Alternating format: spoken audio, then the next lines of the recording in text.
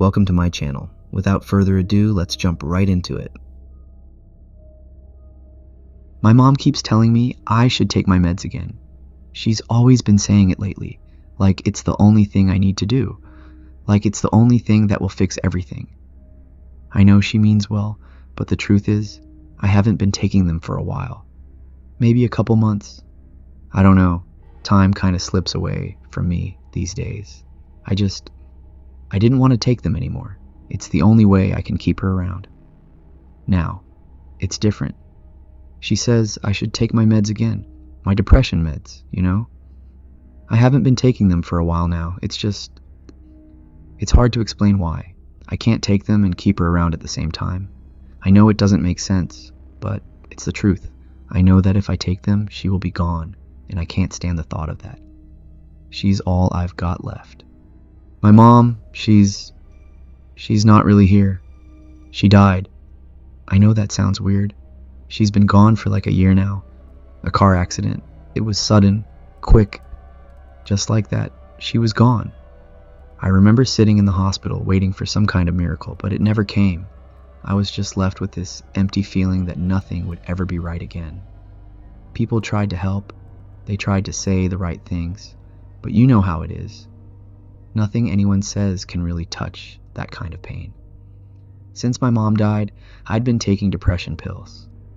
They were supposed to help me cope, to make the days a little less dark. I took them religiously at first, hoping they'd somehow bring some light back into my life.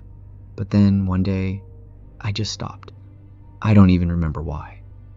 Maybe it was just too hard to keep up with them, or maybe I was too tired of feeling numb. Whatever the reason, I stopped taking them. For months after, I didn't feel anything. It was like I was just drifting through life. I went to work, I came home, I went through the motions, but none of it mattered. I didn't care about anything. I'd sit in the dark some nights and wonder if I'd ever feel normal again. And then, one night, she came back. It was late, and I was just lying on the couch, staring at the TV without really watching it. I think it was some rerun of a show I didn't care about. And then I heard her voice. Just like that. My name, clear as day. For a second, I thought I was losing it. I turned around, and there she was, standing in the doorway, just looking at me. I froze. I didn't know what to do. How could she be there? She was gone. I'd buried her.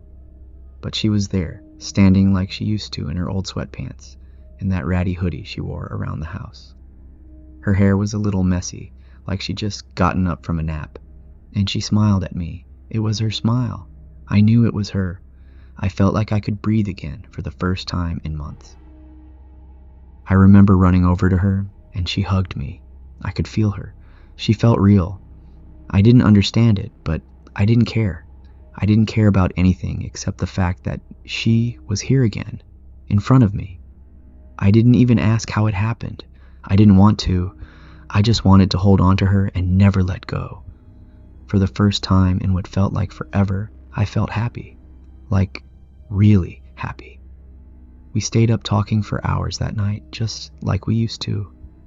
I told her about everything that had been happening, how hard it was without her, how much I missed her. She listened, just like she always did. She told me she missed me too, and for a while it felt like things were back to normal. Like she had never really left. Every day after work, when I'd come home and see her, my day became brighter. It was like her presence turned everything into sunshine. Coming home to her made me forget about the stress and frustration of the day. I'd walk in the door, and there she'd be, smiling, as if the whole world had paused just to welcome me back. We'd talk about how my day went, and her presence made everything feel right again. But it didn't stay that way. At first, it was little things. Nothing big, nothing I could really put my finger on. Sometimes I'd see her sitting in the kitchen, and she'd just look off, like not her. Her eyes would be wrong, like they were too wide or too shiny. Or her smile would be a little too big, a little too forced. I brushed it off at first, telling myself I was just tired. I mean, it's not like I was getting a lot of sleep. But then it started getting worse. Some days, she'd be fine. She'd look exactly like she used to. We'd talk, and everything would feel normal again. But then, there were other days when she looked like a stranger. Her face would change in small ways, almost like she was wearing someone else's skin. Sometimes her voice would get this weird echo, like she was speaking from far away, even though she was right next to me. I didn't say anything about it at first. I didn't want to make a big deal out of it. I knew deep in my heart that I was seeing things, that it wasn't real. But it felt real. She was real, and I needed her to be. I was afraid that if I say anything, she'd disappear, and I couldn't handle that. Not again. But things kept getting worse.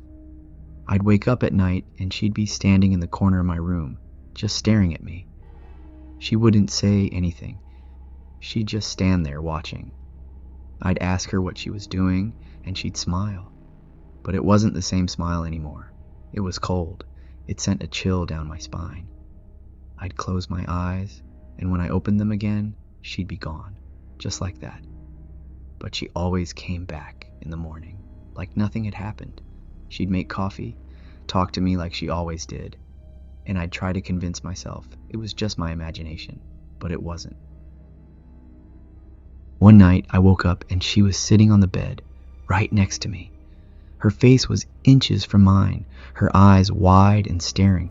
She didn't blink. I asked her what was wrong, but she didn't answer. She just sat there, staring at me. Her skin looked pale, almost gray, and her hands were shaking. I tried to sit up, but she grabbed my arm, and her grip was too strong, too tight. I could feel her nails digging into my skin. I pulled away and ran out of the room, but she followed me.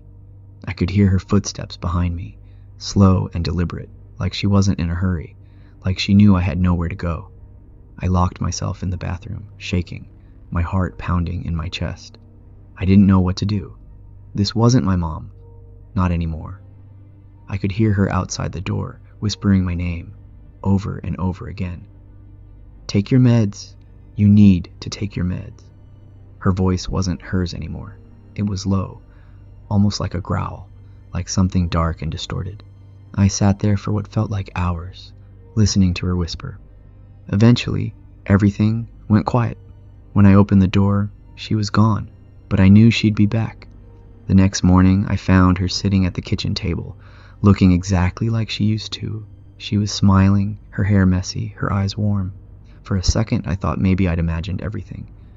Maybe it was just a bad dream. But then she looked at me, and I saw the fear in her eyes. Real fear.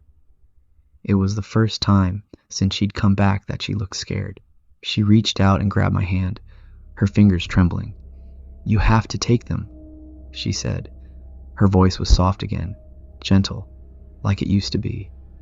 Please, take your meds. I can't stay here like this. You have to make it stop. I didn't know what to say. I just stood there, staring at her. She was back to normal.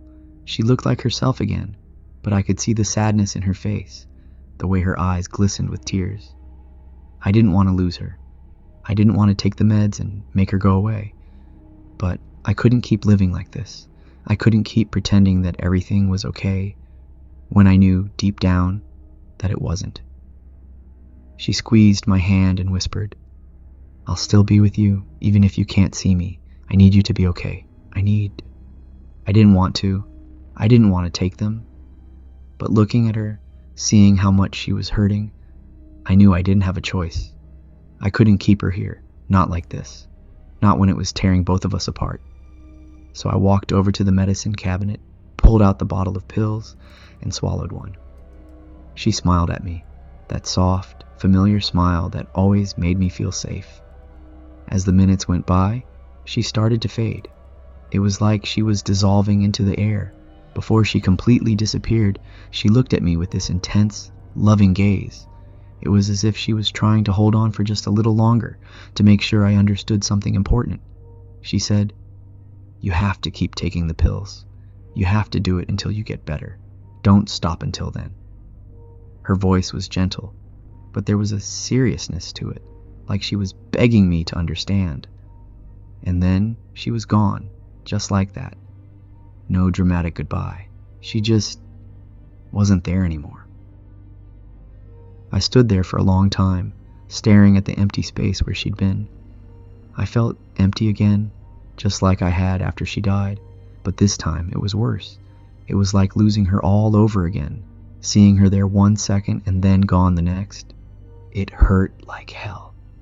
It felt like I'd watched her die twice, and that kind of pain doesn't go away. It just sits there in the pit of your stomach, gnawing at you. That was what killed me the most. The feeling of losing her again, as if I wasn't already shattered the first time. After she disappeared, I couldn't stop the tears. I didn't even try to. I sat there on the floor, shaking, crying like a little kid who just lost their mom for the first time all over again. The kind of crying that makes you feel like everything inside you is breaking apart, and no matter how hard you try, you can't stop it. I cried until I couldn't cry anymore, until there was nothing left. I don't know what's going to happen now. I don't know if I'll ever see her again, but I know I did the right thing. I know she wanted me to be okay, even if it meant letting her go. It hurts, but sometimes doing the right thing does. And maybe, just maybe, that's how I know it's right. And even though it hurt like hell, I knew it was time to let her go. Finally. But that doesn't mean I don't miss her, because I do. Every day, to anyone who's lost their mom too and is still feeling it, I want to say this. I know it's hard. I know the pain feels like it's never going to end. It's like a constant ache that you can't escape. But please, hold on. It's okay to hurt. It's okay to cry. It's okay to miss them so much that it feels like you're falling apart. And even though it might not seem like it now, you'll find a way through.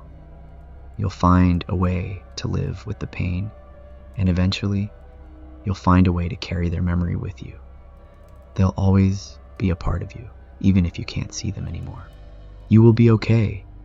You just have to keep going, one day at a time. I'm still learning how to do that myself, but I promise you there is hope. So hang in there.